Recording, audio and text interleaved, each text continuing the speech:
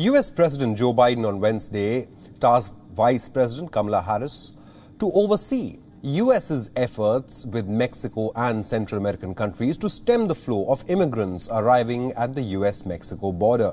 The decision comes as President Biden struggles to get a handle on an increasing migration challenge along the US border with Mexico, a problem the president blamed on, quote, the somewhat draconian policies of his predecessor, Donald Trump. Vice President Kamala Harris said she was looking forward to working with Central American countries to strengthen the rule of law.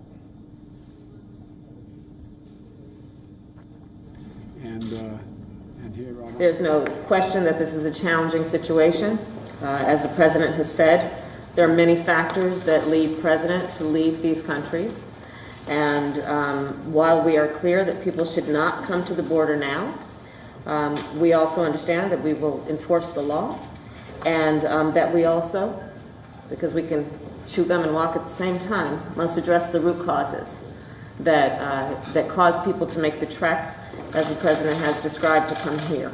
And I look forward to engaging in diplomacy with government, with private sector, with civil society, and the leaders of each in El Salvador, Guatemala, and Honduras to strengthen democracy and the rule of law and ensure shared prosperity in the region.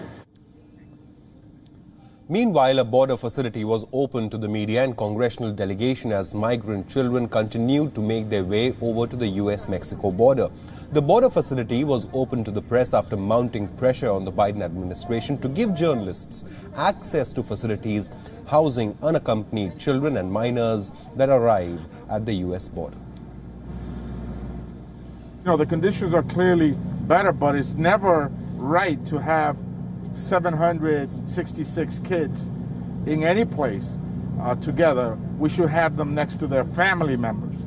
And so we got to work, each of our states got to carry our own load to ensure that those children reunite as quickly as possible with those family members.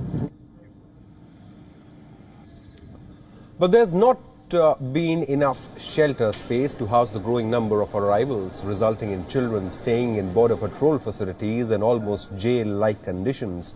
The facility opened to the media was very different from the images released by a congressman of a border facility, which highlighted the crowded conditions children were being kept in. WION correspondent Susan Tehrani gets us further details.